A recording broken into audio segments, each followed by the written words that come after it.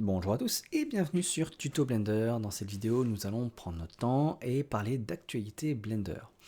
Donc je fais cette vidéo parce que hier en fait il y a la Blender Foundation, donc le site, la chaîne officielle de Blender, de la Blender Foundation sur YouTube, qui a sorti une vidéo, donc Extensions Live, c'est un Blender Today en fait, un live de Blender Today qui est sorti, que j'ai suivi, hein. J'étais en live hier pendant qu'il parlait.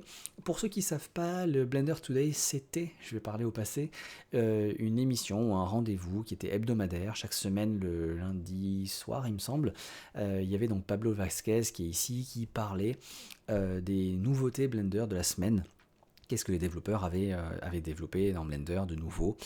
Alors je parle au passé parce que l'émission, bien qu'elle ne soit pas arrêtée, hein, là il y a eu un nouvel épisode, elle n'est plus du tout hebdomadaire. Et elle est épisodique maintenant, c'est-à-dire que de temps en temps, lorsqu'il y a un sujet intéressant sur lequel il faudrait parler, eh bien ils sortent un épisode comme là, mais c'est beaucoup plus rare, et ça rend chaque épisode beaucoup plus intéressant bien sûr. Donc là, c'est Pablo Vasquez accompagné de Dale Finto qui parlait justement de la plateforme extension de Blender. La Extensions Platform, j'en avais parlé récemment récemment, il y a un moment maintenant, dans une vidéo où en fait ils annonçaient elle était sortie en version alpha et que n'importe qui pouvait aller sur le site, commencer à utiliser et à tester, voir comment ça fonctionne, tout en gardant en tête que c'était une version alpha bien sûr. Aujourd'hui ça passe en version bêta et c'est d'autant plus l'occasion d'en parler que cette Blender Extensions Platform en ligne fonctionne en tandem avec la version 4.2 de Blender cette version-là, va passer en version bêta la semaine prochaine, normalement, si ils n'ont pas dit n'importe quoi dans leur vidéo. Donc ça va être l'occasion de vraiment pouvoir tester à fond quelque chose qui est quasiment final maintenant, qui est beaucoup plus stable qu'avant, même si ça reste de la bêta, hein, et de faire des retours et donc de voir comment s'en servir. Alors on reste quand même dans une période un peu de transition, on va le voir dans la vidéo un peu plus tard. Il y a des points à garder en tête, mais c'était très intéressant de voir ce qu'ils ont montré là-dessus. Donc je voulais revenir un peu dessus, aider à faire passer le message, traduire ça en français bien sûr, et insister aussi sur les mêmes points que eux insistent, parce que des fois ils ont l'air de dire qu'il y a des confusions qui sont assez répandues un peu partout, et c'est bien d'éclaircir un peu certains sujets. Donc eh bien on va pas regarder ensemble la vidéo, mais je vais essayer de reprendre un peu les points importants et de repasser un peu par ce qu'ils ont fait.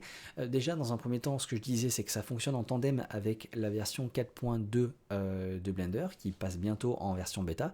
Donc on va pouvoir télécharger cette version 4.2 de Blender sur le site officiel de Blender. On va dans Downloads. Alors c'est pas encore une version stable, hein, donc on descend en bas dans Go Experimental. On clique là-dessus et on va trouver Blender 4.2.0 qui, bon, bien sûr, est encore actuellement en alpha, vu que c'est la semaine prochaine qu'ils mettent ça en bêta. Mais en vrai, ça veut pas dire grand chose. À ce niveau-là, une fois que vous êtes sur cette page, le alpha, bêta et tout ne veulent plus dire grand chose. La semaine prochaine, s'ils passent ça en bêta, c'est qu'ils vont changer ce mot-là en bêta. Et c'est tout, en fait, Blender va être quasiment le même que celui d'aujourd'hui. C'est juste que d'ici la semaine prochaine, les développeurs vont peut-être rajouter des fonctionnalités, travailler encore dessus. Et le téléchargement qui se fera ici, ça sera un Blender qui sera peut-être un peu amélioré, mais de trucs qu'ils auront codés là dans la semaine en fait. Ça n'aura pas une grande importance significative sur le fichier Blender que vous allez, l'application Blender que vous allez ouvrir et utiliser. Donc en gros, là, le Blender que vous avez téléchargé maintenant en alpha, c'est quasiment le même que celui que vous aurez en bêta la semaine prochaine. Et ça, c'est juste un nom, quoi, c'est juste un mot. D'ailleurs, ce que eux utilisent dans leurs vidéos pour faire leurs démos, c'est le Blender là, c'est le 4.2, hein, de celui d'hier, mais quasiment le même, quoi.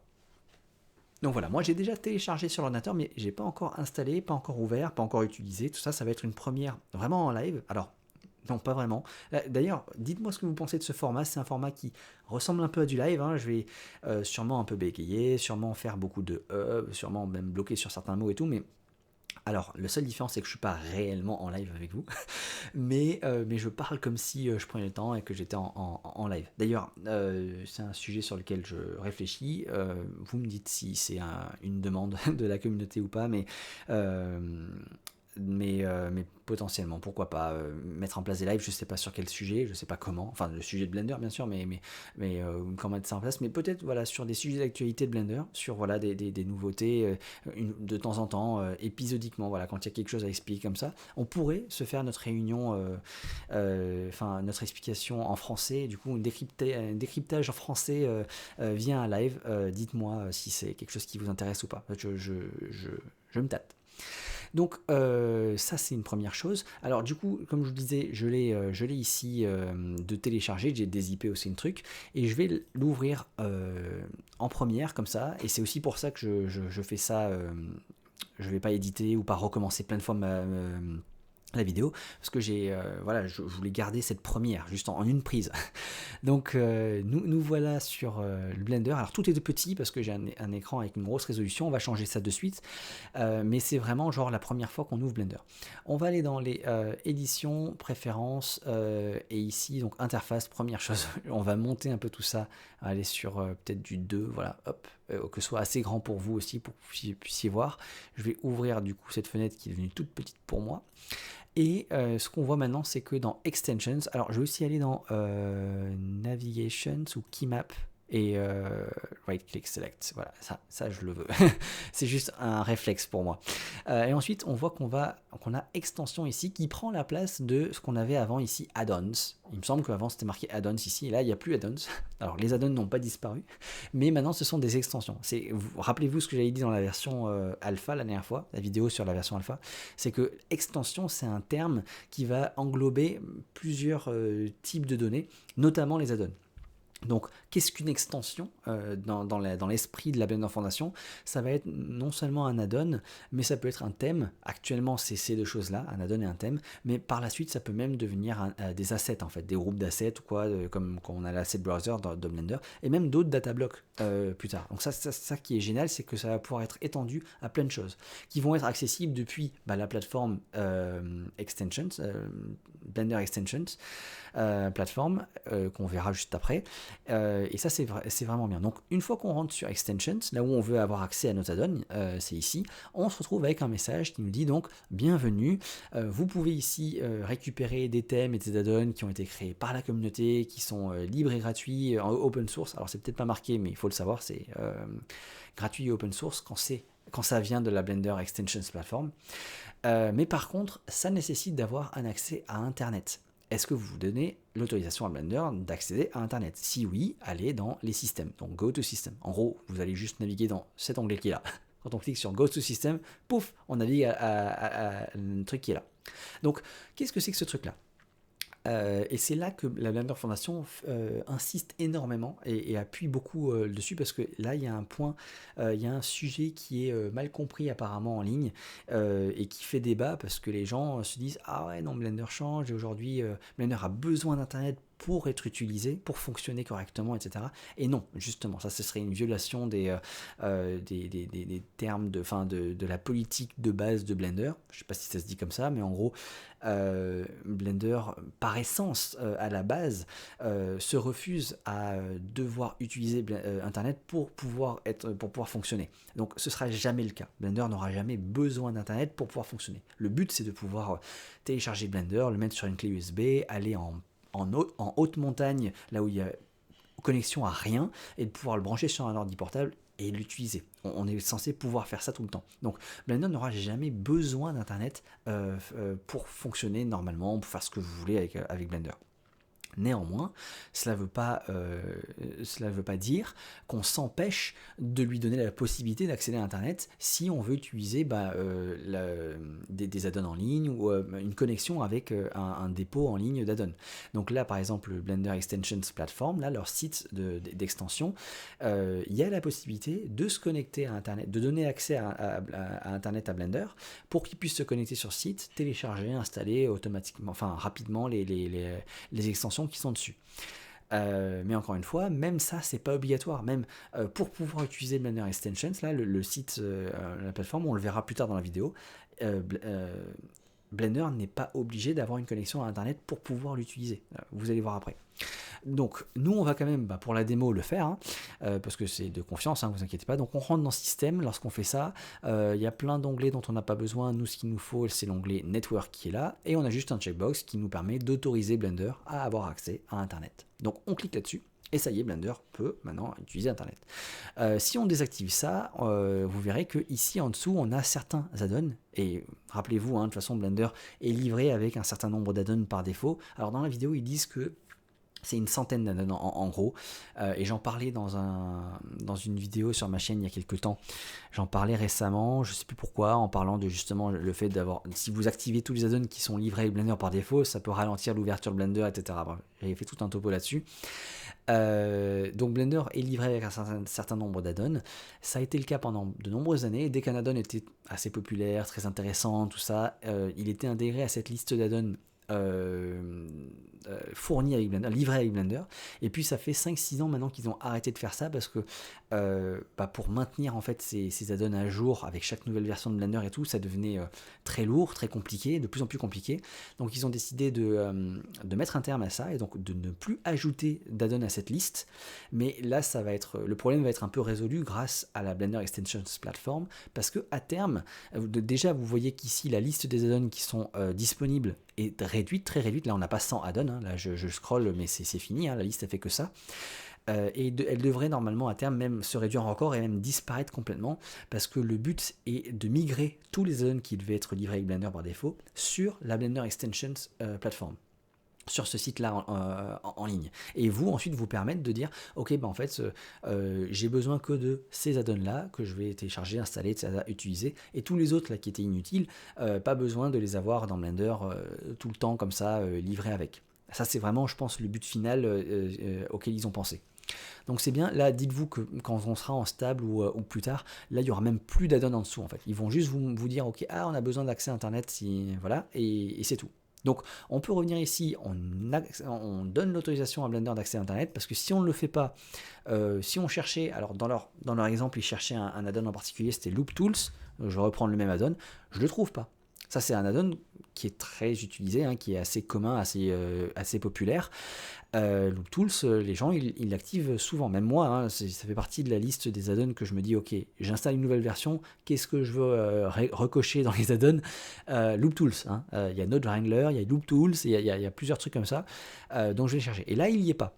Donc comment faire? Déjà je vais donner accès, on retourne dans le système, je vais donner accès à internet, et donc normalement on se dit là ça y est c'est bon, je peux chercher Loop Tools, et il n'y est toujours pas. Donc rassurez-vous, ça c'est temporaire, c'est vraiment parce qu'on est encore en version bêta quoi.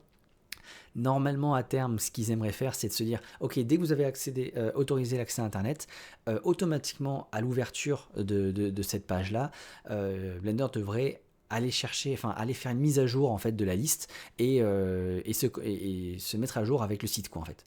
Pour l'instant, il faut le faire manuellement, donc on va dans le menu déroulant qui est ici et on va cliquer sur, je vais y arriver, check for updates, donc vérifier qu'il y a des mises à jour quoi. Et boum, ça y est, maintenant on a accès à toute la liste d'add-ons qu'il y a sur le site Blender Extensions quoi.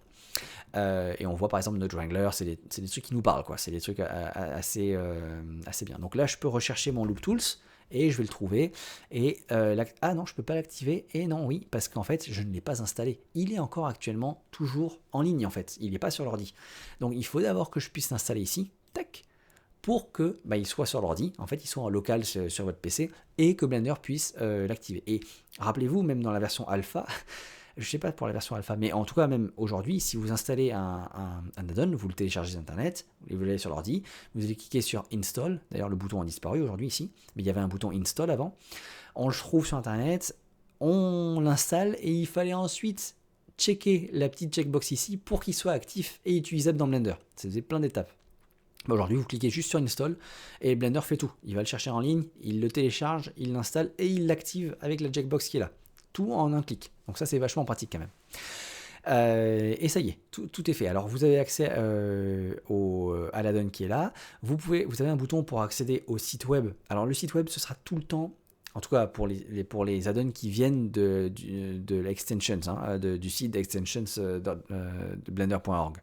Ce sera tout le temps ce site-là, même si parmi ces add-ons-là, si je reprends l'exemple de tous les centaines d'add-ons qui étaient fournis avec Blender, livrés avec Blender par défaut, dans le lot, il y a plein d'add-ons qui ne sont pas développés par les développeurs de la Blender Foundation par défaut. Il y a des add-ons qui sont développés par des particuliers n'importe où dans le monde et qui continuent de mettre à jour leurs add-ons régulièrement et tout. Et même ces add-ons-là, en fait, en cliquant sur le lien qui est ici, ça va vous renvoyer sur le site extensions.blender.org. Si je clique là-dessus, hop, je retourne sur extensions version bêta, voilà, qui est ici, sur la page de l'add-on en question, bien sûr. Et si jamais le développeur en question a un site avec plus d'informations encore dessus, là, vous l'aurez dans la description, vous aurez quelque part ici un lien qui vous emmènera sur le site du développeur de cet add-on-là. Mais pour des raisons de sécurité, j'imagine, la Blender Foundation fait que voilà, le lien va renvoyer vers le dépôt de Blender Extensions, ce site-là. Parce que c'est un site connu, qui est de confiance, parce que c'est sur les serveurs de la Blender Foundation, etc. Donc là, ça évite d'aller n'importe où sur Internet et qu'un développeur vous renvoie avec un lien comme ça, bidon, quelque part, vous n'avez pas envie sur Internet. C'est par sécurité, en fait.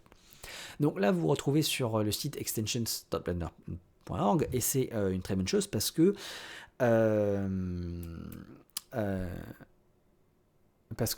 comment dire, oui, je perds mes mots et en fait en même temps j'essaie de regarder une liste parce que j'ai un peu noté les points forts de la vidéo pour essayer de ne pas louper de points importants.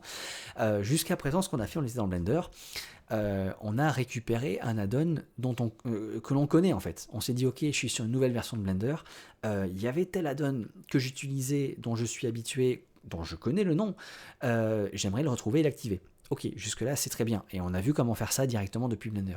Mais ce site-là, ce Blender Extensions Platform qui est ici, il vous donne accès à plein de nouveaux add-ons. N'importe qui peut uploader des nouveaux add-ons qui seront libres, gratuits, libres de droit et gratuits et tout, et qui peuvent être vachement intéressants en fait. Et ça, vous en avez aucune conscience, enfin vous les connaissez pas tous. Donc si vous voulez un jour vous dire, ah bah tiens, je vais naviguer dans le site, je vais regarder quels sont les nouveaux add-ons, ou même les thèmes, parce qu'une extension c'est un add-on ou un thème, bah vous pouvez. Et comment installer, plus depuis Blender comme on vient de le voir, mais depuis le site où on a trouvé une pépite, un truc super bien, qui nous va bien, et on veut l'installer sur Blender. Donc là, pour faire ça, on revient sur le site. Alors on a vu des add-ons, peut-être que là on va passer sur des thèmes Blender par exemple. Bon, je vais prendre le print friendly qui est là, parce que je l'ai pas sur l'ordi, donc c'est très bien. Et je veux get theme, je veux l'obtenir. Ah d'ailleurs, moi je pense que j'ai gardé par défaut en anglais, mais il y a possibilité de changer la langue, de mettre ça en français, si vous voulez. En fait, c'est je pense Chrome qui me le proposait à la base, ou le site, je sais pas, mais j'ai cliqué sur annuler, mais sachez que c'est possible de l'avoir en français.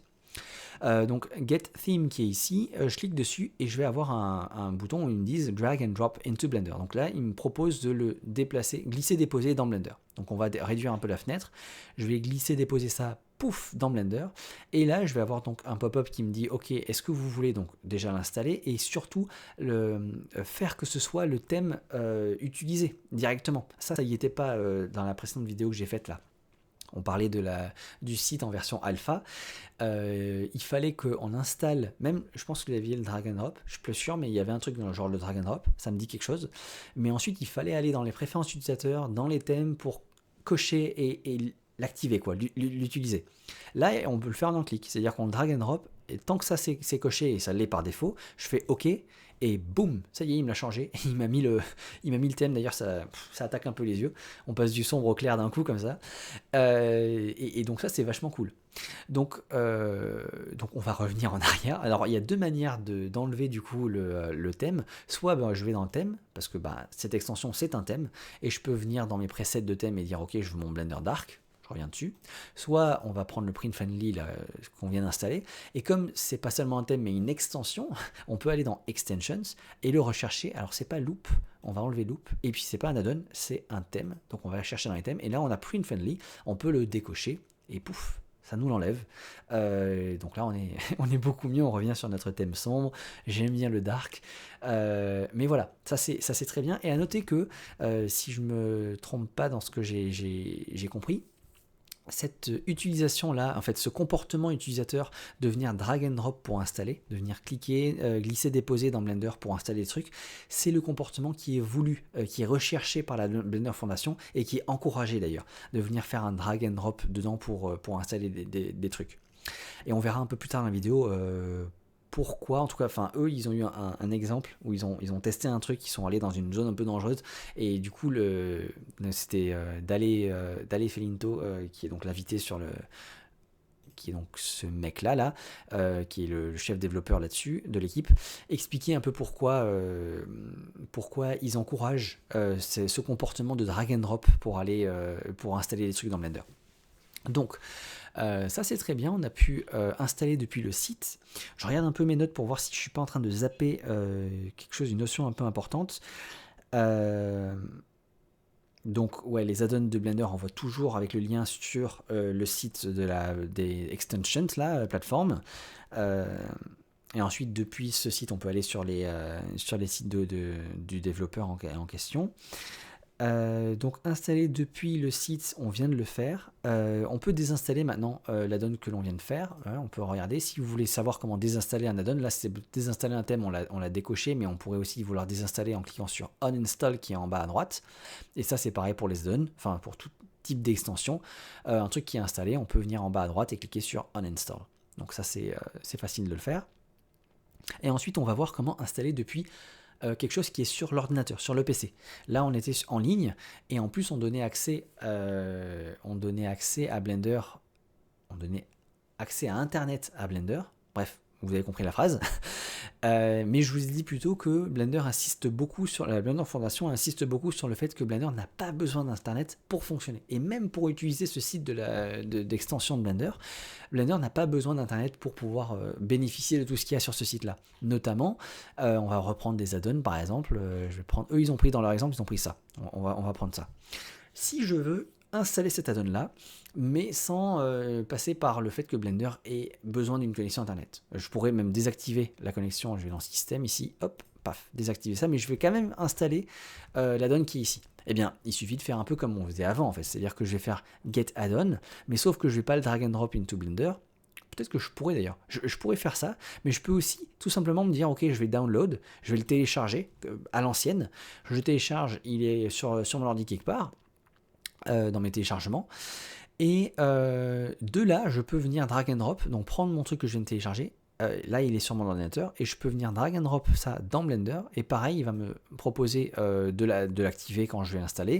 Il va me proposer le dépôt dans lequel je veux qu'il soit mis. Et ça, on va passer sur les dépôts juste un peu après. C'est un peu plus poussé, mais si vous voulez changer de dépôt, sachez que c'est ici et il vous propose. Pour l'instant, on garde le user par défaut et en fait, on va faire OK. Et ça va venir non seulement nous l'installer, mais nous l'activer aussi. On n'a même plus besoin d'ouvrir le panneau des préférences utilisateurs ou d'aller dans Extensions ou quoi que ce soit. Il nous l'a installé, il nous l'a téléchargé sur l'ordinateur. Enfin là, on l'a fait ensemble, mais il nous l'a installé et activé dans Blender. Et là, si on voulait le vérifier, faut retourner là-dessus. Mais alors, ça se trouve dans les paramètres d'objet. Donc alors, il faut aller sur Object, les paramètres d'objet et Wireframe Color Tools. Il est ici. Voilà, hop, on l'a. On peut le glisser en haut, Open, voilà, il est ici. Donc ça a fonctionné, ça nous l'a installé. C'est très bien. Comment dire, qu'est-ce que je voulais faire comme distinction ici? Donc ça veut dire que théoriquement, vous êtes allé sur Internet séparément, sans Blender, vous auriez pu fermer Blender d'ailleurs, aller sur Internet, télécharger les add-ons dont vous avez besoin sur la Blender Platform Extensions ou quoi, et ensuite vous pouvez les installer sans avoir besoin d'internet quoi. Blender n'a pas besoin d'internet. Le dossier, le fichier zip, il était déjà dans mon dossier des téléchargements, hein, il était ici téléchargé quoi, marqué comme téléchargé, et je l'ai juste drag and drop dans mon. Alors je suis passé par le navigateur web, c'est vrai. J'aurais pu ouvrir un explorateur Windows, aller dans mon dossier de téléchargement et le drag and drop de là, ça aurait fonctionné pareil. Et alternativement, avant on avait ici, Preferences, on avait un bouton Install. Et à chaque fois, dans toutes les vidéos tutoriels, à chaque fois qu'il y avait un add-on, les gens expliquaient au début, allez, cliquez sur Install, cherchez votre zip sur votre ordinateur, et puis installez-le. Le bouton Install, il est un peu caché aujourd'hui, il n'est plus vraiment visible par défaut, il est dans le menu du rôle qui est là, et il y a deux installs, il y a Install from Disk, et il y a Install Legacy Add-on. Et c'est une distinction qui, pour l'instant, on peut la faire parce qu'on est dans une période un peu de transition, mais qui à terme va disparaître. Il n'y aura plus qu'un seul bouton Install from Disk, et Blender en arrière-plan, il sera comme un grand, il sera capable tout seul de déterminer lequel est-ce qu'il doit mettre en place. Et la distinction, elle vient du fait que, voilà, comme je l'ai dit, on est dans une période de transition entre quoi et quoi. De transition entre une version 4.1 de Blender qui utilise des add-ons et une version 4.2 de Blender qui utilise des extensions. Et quand je dis extension, c'est des add-ons ou des thèmes ou autre chose qui ont été pensés, réfléchis, développés spécifiquement pour être des extensions. Alors, je ne peux pas rentrer trop dans les détails parce que ça me dépasse un peu, hein, je ne suis pas développeur, je ne développe pas d'extension moi pour Blender, mais les devs, lorsqu'ils travaillent un add-on aujourd'hui de Blender, dans l'optique extension, et il y a de la documentation en ligne pour ça en fait, ils vont écrire le code d'une certaine manière en fait, pour que ça fonctionne et que ce soit bien lisible dessus. Ça ne veut pas dire que les anciens add-ons de Blender, qui fonctionnent avec 4.1 et tout ça, sont obsolètes. Ils fonctionneront très bien. Vous pouvez installer un add-on d'avant en fait, sur la version 4.2 de Blender. Et il fonctionnera, il marchera et tout ça. Seulement, pour Blender, pour la lecture de Blender, il va pas le lire de la même manière en fait. Et donc ils ont besoin de, pour l'instant, séparer, de faire deux types d'installations différentes. Install from disk, normal, classique, et le Install Legacy Add-on, qui est donc pour les add-ons qui sont pas encore des extensions, qui sont des add-ons en fait encore. J'espère que c'est clair parce que ça peut être perturbant en fait. Ouais, des extensions, c'est des add-ons. Enfin, des add-ons, c'est des extensions. Mais les anciens add-ons, ça reste des add-ons, pas des extensions. Bref, c'est peut-être un peu bizarre, mais dites-vous qu'à terme, là on est en bêta. Normalement, lorsqu'ils sortiront la version stable définitive, il n'y aura plus qu'un seul bouton, Install from Disk, qui fera les deux en fait en arrière-plan. Vous n'aurez pas à vous soucier ou à penser à quoi que ce soit. Mais là, si vous voulez tester ça à l'heure actuelle, en fait, vous devez bien réfléchir au fait que si c'est un ancien add-on, utilisez Install Legacy Add-on pour que ça fonctionne bien. Voilà. Et si on veut, on peut le faire par là. On peut faire Install from Disk. Alors moi, on va désactiver, du coup, on va désinstaller l'add-on que je viens de... Alors, c'est pas un thème, du coup, c'est un add-on.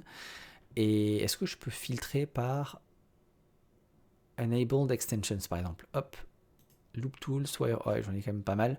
Il est où celui que je viens de télécharger avec les wireframes ici? Hop, ça, et je peux faire uninstall. Ok, pouf. Là, j'ai désinstallé, on le voit plus ici d'ailleurs à droite à côté, et je vais le réinstaller du coup en allant là-dessus et en disant install from disk. Cette fois-ci, c'est pas un ancien add-on, je viens de le télécharger de l'extension de plateforme là en ligne, donc c'est vraiment un add-on qui est une extension, quoi, qui est pensé extension. Install from disk, je vais le chercher dans mes downloads, donc je vais chercher le point zip. Lequel était-ce? Alors là-dedans, il y en a un, c'est le l'add-on et l'autre c'est le thème. Alors c'était le plus récent, hein. Le plus récent c'était l'add-on je pense, donc celui-là, hop, à 11h51, Install from disk, et là, pensez encore une fois dépôt, on va le voir dans 2 secondes, mais on peut choisir le dépôt où on installe ce truc-là. Et par défaut, là il y a eu un défaut, j'ai pas d'autre choix, mais je vais utiliser celui-ci. Install from disk, et là boum, ça y est, il est réapparu, il est ici, etc. On a pu s'en servir.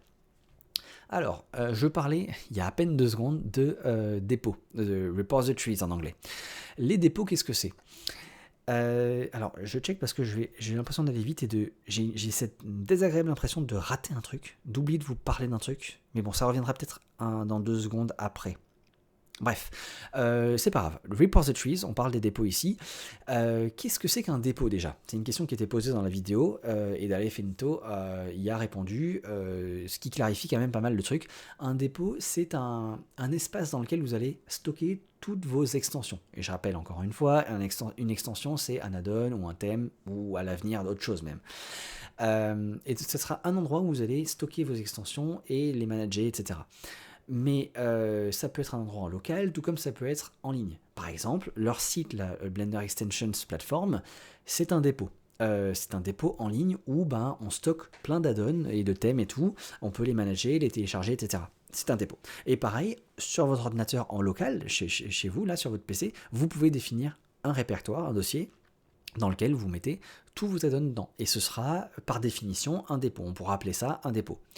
C'est pas un truc beaucoup plus complexe que ça. Pensez juste à un dossier, un peu comme vos librairies d'assets. Vous faites des assets, l'asset browser là, vous avez quelque part sur l'ordinateur un dossier dans lequel vous avez mis tous vos assets, et ben ça c'est votre librairie d'assets, c'est un dépôt d'assets. Voilà. Donc là, il y a deux dépôts qui sont par défaut maintenant dans Blender. Il y a le extensions.blender.org, c'est donc leur site d'extension, et qui est donc activé par défaut parce qu'il est de confiance. Hein. C'est un site qui est sur les serveurs de la Blender Foundation et tout. Tout est conforme et en règle et tout. Donc lui, il a été accepté, approuvé et il est utilisable qu'en tant que dépôt. Mais il est en ligne et il y a en local le user default qui lui est défini par défaut par Blender. Alors il se trouve, je pense, directement dans, vous le voyez, alors il faut cliquer sur User Default et dans Advanced, et là vous allez avoir le lien vers, vers votre dépôt par défaut que Blender a créé, quoi, qu'il utilise quand vous installez, comme on l'a vu depuis le début de la vidéo. Mais vous pouvez utiliser un dossier personnalisé si vous voulez, en cliquant là-dessus et en le sélectionnant quelque part sur l'ordinateur. Et vous pouvez rajouter autant de dépôts que vous voulez, en fait. Vous pouvez en créer plus. Là, on peut créer soit un autre dépôt en ligne, si vous avez vous-même un serveur, que vous êtes développeur, que vous avez un dépôt Git. Si vous avez un dépôt Git en ligne, vous pouvez utiliser votre dépôt Git en ligne pour faire votre versionning et tout ça, c'est possible.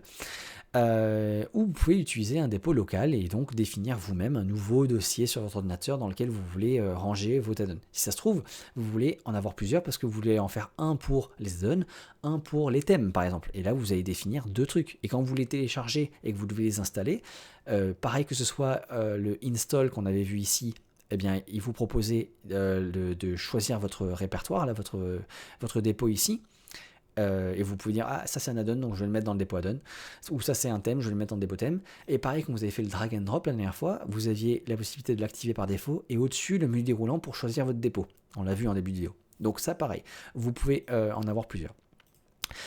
Et donc si vous en créez un en local, vous pouvez spécifier le nom et ensuite dire soit c'est un emplacement spécifique sur l'ordinateur. Donc si vous cochez cette checkbox, vous allez pouvoir définir l'endroit où vous voulez sur votre ordinateur que le dossier soit créé et il aura le nom que vous avez donné en haut.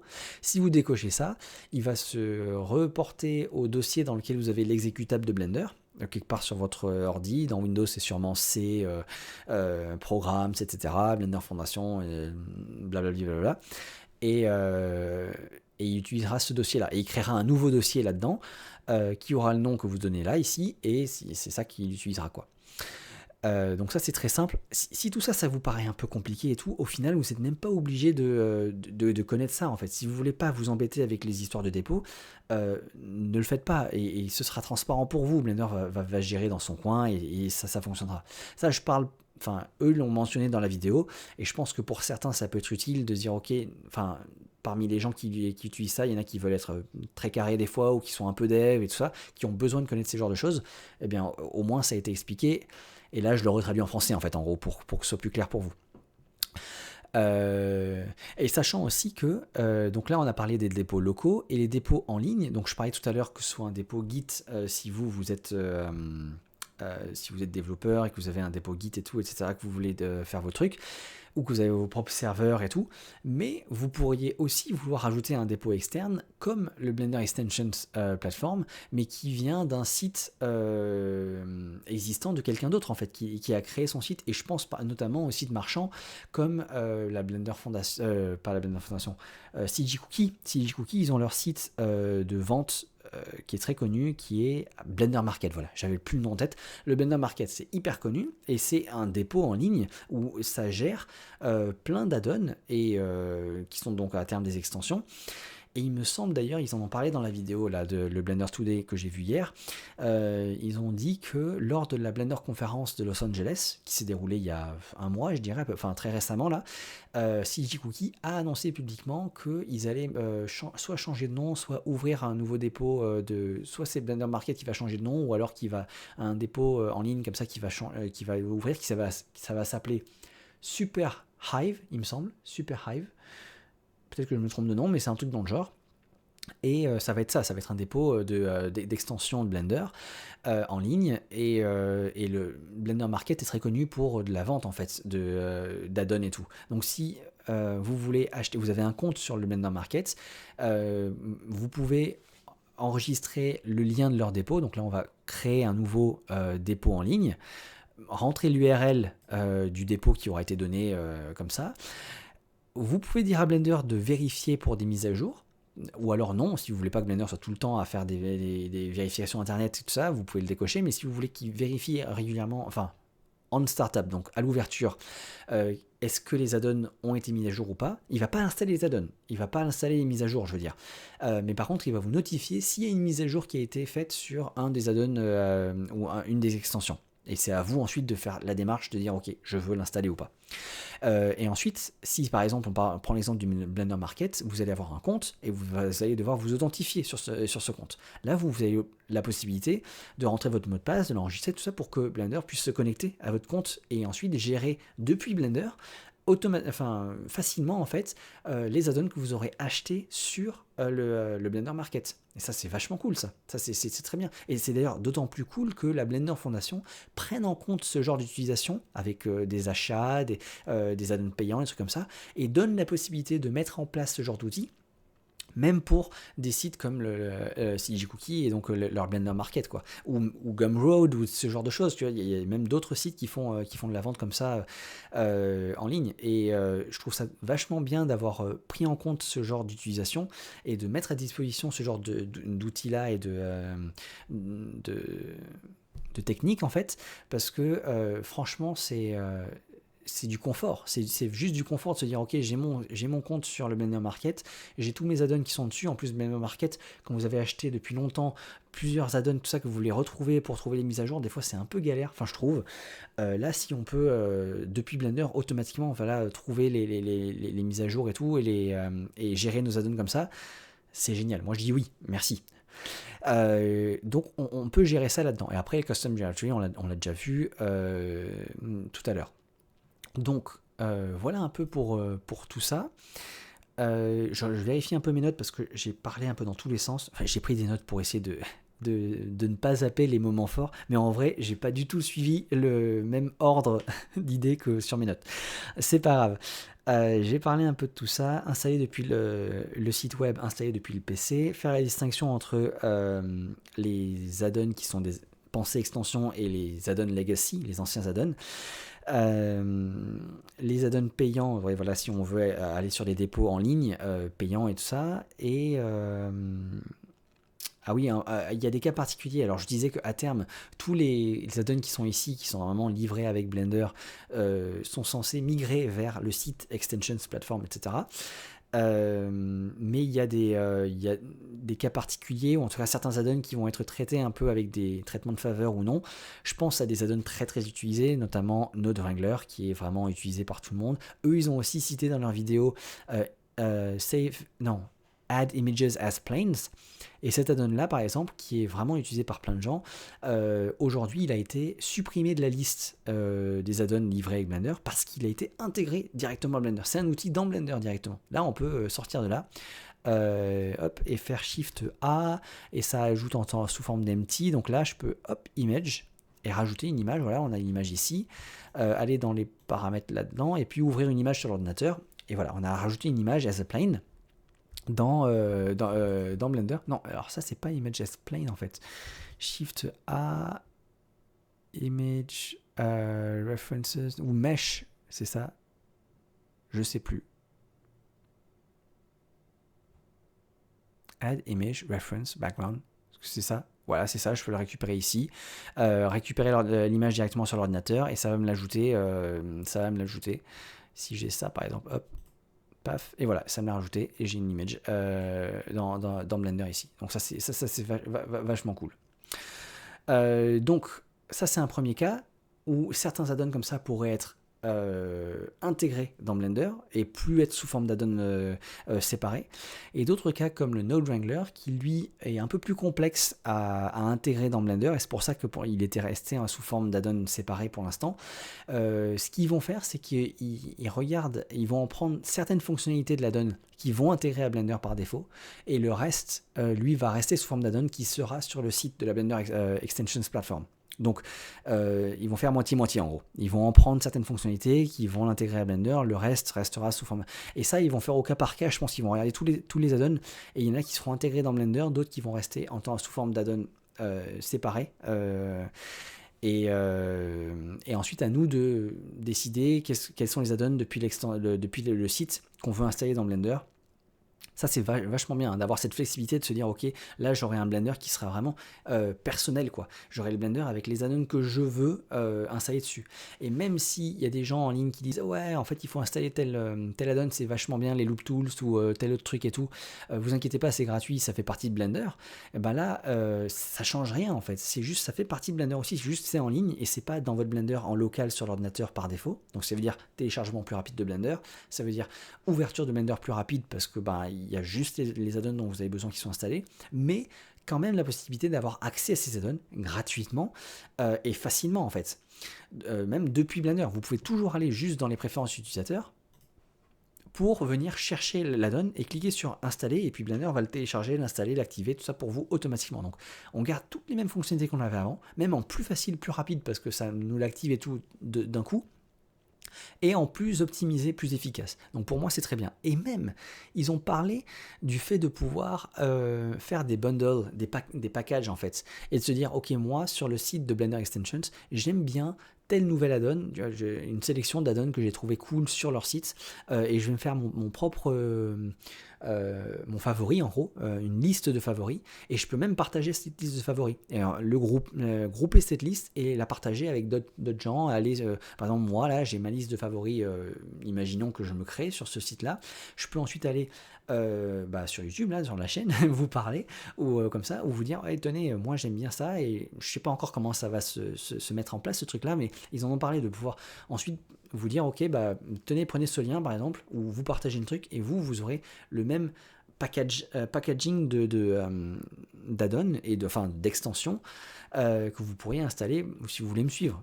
Et donc ça c'est vachement cool, vachement pratique. Un premier cas d'utilisation par exemple, c'est de se dire, et c'est pour ça qu'ils en parlaient dans la vidéo, c'est de se dire, ok, moi je viens de Blender 4.1, j'avais ma liste d'add-on de Blender 4.1 que j'utilisais. Là maintenant je passe à 4.2, vous avez changé tout le système, j'aimerais retrouver tous mes add-ons que j'avais avant en 4.1. Eh bien, il devrait pouvoir y avoir un système de facilement, même automatiquement, détecter quels add-ons vous aviez dans la version précédente, vous faire un package de ces add-ons-là, et vous dire, ok, vous pouvez facilement télécharger et installer. Alors, peut-être pas activer par défaut, parce que c'est possible hein, de faire un zip de plein de zips. Donc, tous les zips, ce sont tous les add-ons. Vous zippez tous vos add-ons, tous les zips de vos add-ons, en un seul gros zip, et vous pouvez télécharger et installer tout le package d'un coup. Ça c'est d'aller en fin de vidéo qui en parle, juste avant les questions. Ça c'est vachement cool. Par contre, il précise que ça va pas les activer tous, ça va pas tous les activer, notamment pour éviter des conflits qu'il y aurait entre les mêmes raccourcis clavier ou des nomenclatures comme ça et tout. Donc voilà, mais tout ça, ça donne à réfléchir sur le fait que voilà, l'avenir est très prometteur sur tout ça. Et je vois plein de cas d'utilisation qui peuvent être cool là-dedans. Donc je pense avoir fait vraiment le tour de tout ce qui a été mentionné, cité comme point important, marquant de la vidéo, parce que derrière il y a eu des moments de la vidéo où ils sont partis sur des trucs très techniques, notamment pour les développeurs et tout. Ça je vais peut-être pas rentrer dessus. Ah si, il y a un truc que j'ai pas mentionné sur ce site là, Blender Extensions. Donc voilà, si vous êtes développeur, vous pouvez uploader des extensions que vous avez vous-même fait. Il faut se connecter et vous pouvez le faire. Notez bien, mais j'en avais parlé dans la dernière vidéo, la version alpha, qu'il faut suivre les guides. Ils ont des politiques de confidentialité, enfin pas de confidentialité, des politiques à suivre. Déjà, vous devez être l'auteur de l'extension que vous uploadez. Vous devez accepter que ce soit libre et open source et gratuit. Mais vous restez l'auteur, hein, bien sûr, mentionné en tant qu'auteur et tout dessus. Et bien sûr, je pense qu'il y a tout plein de politiques d'éthique, en fait, que ce soit bien propre et tout, à suivre. Donc ça a été documenté, etc. Mais même en étant... alors je suis connecté là, je suis connecté. Donc je me log out, même en étant déconnecté du truc. Hop, je reviens là-dessus, ici. Je suis déconnecté ou pas ? Bon, c'est pas grave. Mais croyez-moi, même en étant déconnecté, vous pouvez avoir accès à Approval Queue, donc c'est une liste d'attente, parce que, et je l'avais déjà cité avant, mais on n'avait pas accès à cette liste-là, de la liste d'attente. Mais lorsque vous uploadez une extension, vous devez passer par une review en fait. Ça doit être vérifié, testé, vérifié, pour ensuite rentrer sur le site. Ce qui garantit aussi que ce que vous allez trouver ensuite derrière sur le site est clean. C'est quelque chose qui est assez, qui est propre, quoi, qui a été vérifié. Et vous voyez qu'il y a une liste assez conséquente d'extensions qui sont dans la liste. Alors non seulement vous voyez qu'il y a une liste assez conséquente, ce qui est très bien parce que ça veut dire qu'il y a de l'engouement, que ça génère, enfin qu'il y a des gens qui ont l'intérêt pour ça, qui le testent, voilà, il va y avoir du contenu sur le site, c'est pas un flop qui va rester dans les méandres d'internet. Il y a vraiment une liste assez importante de plein de trucs de gens qui l'utilisent, quoi, ce truc-là, donc alors qu'on est juste en bêta, donc ça c'est très très encourageant pour la suite, mais en plus on voit que là-dedans, il y a une énorme liste de trucs qui ont été approuvés. Donc ça veut dire que, je veux dire, il y a des gens qui viennent, des modérateurs qui viennent, qui approuvent, qui testent, et tout ça, et c'est pas juste quelque chose où les gens testent et puis ils doivent patienter des semaines et des semaines. Là, il y a des trucs qui ont été approuvés il y a 19 heures, il y a quelques heures à peine. Là, il y en a qui ont été vérifiés, mais qui demandent des changements, demandent à être modifiés pour pouvoir être approuvés. Et il y a ceux qui sont en attente d'approbation. Et si j'ai bien suivi, parce que ça c'était un peu flou pour moi dans leur vidéo, parce que je pense que c'est pas encore bien mis en place, n'importe qui peut peut participer et devenir modérateur en fait, pour venir tester, vérifier. Alors ils sont sur le process de mettre en place de ça pour que ce soit ouvert un peu à ce que n'importe qui puisse le faire. Ils ont des documentations qui sont encore restées en interne à la Blender Foundation, des sortes de guides, de choses à suivre en fait, pour bien vérifier toutes les étapes qu'un add-on ou qu'une extension puisse être validée. Mais ils vont le partager en fait, et ensuite ils vont même créer une page de modérateurs pour qu'on voit quels sont les modérateurs actuellement en service, quoi, qui font partie de l'équipe, comment rejoindre l'équipe en tant que modérateur aussi, dans le but d'avoir un maximum de modérateurs. Plus il y a de modérateurs, plus ça ira vite en fait, ce système, ce processus de validation en fait des trucs qui rentrent dessus. Donc ça a été bien pensé, et en plus il y a de l'engouement et il y a du suivi, il y a des gens qui supportent le truc, et ça fonctionne. Même si, dans le pire des scénarios, il y a plein de ces extensions-là qui sont bof ou pas intéressants, il y aura forcément un pourcentage, vu le nombre de trucs qu'il y a là-dedans, il y aura forcément un pourcentage d'extensions qui seront utiles, intéressantes, bien pensées, et qui vont faire avancer le schmilblick, quoi. Et qui seront gratuits, libres de droit et tout, c'est vachement bien. Et de toute façon, j'ai confiance dans la communauté de Blender. On est la meilleure communauté open source sur internet, je pense, la communauté Blender. Donc j'ai confiance en la communauté Blender pour faire des trucs bien, quoi. Il va forcément y avoir du positif qui va sortir de ce truc. Donc je suis très très hyped, très intéressé, motivé, confiant, positif pour la suite. Et c'est une très bonne initiative d'avoir créé cette extension-là, cette plateforme-là d'extension. Le concept d'extension est génial, et on peut en tirer que du positif. Surtout qu'ils ont pensé, ils sont pas allés en guerre contre ceux qui vendent des extensions, vendent des add-ons et tout, comme le Blender Market et tout. Ils les ont inclus, quoi. Je suis désolé, je bégaye. C'est la fin de la vidéo. Là, ça fait 3/4 d'heure que je suis en train de parler. D'ailleurs, dites-moi, fin de vidéo, voilà, on part sur autre chose. Mais dites-moi si ce concept vous a plu, si vous avez aimé le fait de chill un peu avec moi. Je sais que j'ai tendance à parler très vite. Mais si vous aimez bien le concept, ce sera à refaire. Potentiellement, pourquoi pas, même sous forme de live, parce qu'en fait, là, c'est comme un live, hein. J'ai parlé comme si j'étais en live. La seule différence, c'est que je suis pas réellement en live. Et donc, j'ai pas de chat à côté, tout ça, pour interagir, mais je me tâte. Pourquoi pas, j'ai peur de mon expression comme ça, ou quand je parle sans avoir vraiment bien préparé une vidéo de 3/4 d'heure comme ça, parce qu'avant, les vidéos de 3/4 d'heure, 1 heure que je faisais du montage derrière, c'est-à-dire je coupais les bégaiements, etc. Ça prenait un temps de malade aussi d'ailleurs. Là, je vais pas éditer les vidéos, hein, je la sors comme ça. Donc pour vous, j'espère que c'est pas trop chiant d'écouter un mec qui va bégayer, qui va se répéter, qui bloque sur des mots et tout. C'est ça qui me fait peur en fait, c'est mon expression, et c'est ça aussi qui m'empêche des fois aussi de me lancer sur des lives, parce que je me dis c'est pas forcément très agréable de parler avec quelqu'un qui est pas aussi fluide et naturel en parlant comme ça. parce que bah, je vais bloquer sur certains trucs, je vais réfléchir, voilà. Donc dites-moi si ça vous va ou pas, si ça a été quand même assez agréable comme séance là de cette vidéo. Et pourquoi pas après le sujet, un sujet sur les lives, il faut réfléchir à un thème si jamais ça vous intéresse. Alors bien sûr, on parle de Blender, hein, mais derrière, qu'est-ce que j'y fais dedans, quoi. À la limite, voilà, épisodiquement, dès qu'il y a une actu Blender, dès qu'il y a une nouveauté comme ça auquel parler, peut-être qu'on peut, voilà, à ce moment-là, faire peut-être pas forcément un rendez-vous régulier, mais dès qu'il y a une actu comme ça, on peut se poser et organiser un live pour en parler. À voir. Déjà j'aimerais avoir votre retour, savoir si ça vaut la peine de mettre ça en place, si vous êtes preneur ou pas. Et puis, et sinon, voilà. Et le fait d'avoir mon visage aussi, je trouvais ça plus interactif, à défaut de faire un live et de vraiment être en interaction avec un chat, au moins d'avoir la caméra, la vidéo. Là, en plus, j'étais pas en train de vous montrer un outil dans Blender avec l'interface. Mon visage n'allait pas bloquer l'interface de Blender. Et même, je réfléchissais, est-ce que même pour les tutos et sur les vidéos en général, j'adapterais pas un peu l'interface pour faire un vide, un blanc en bas à droite et mettre la vidéo un peu comme ça. Dites-moi aussi si ça vous intéresse, si vous aimez bien. Je trouve que c'est peut-être un peu plus personnel, ce côté-là, de pouvoir me voir mes expressions. Je parle beaucoup avec les mains aussi, vous avez dû le voir dans la vidéo. Donc dites-moi en commentaire.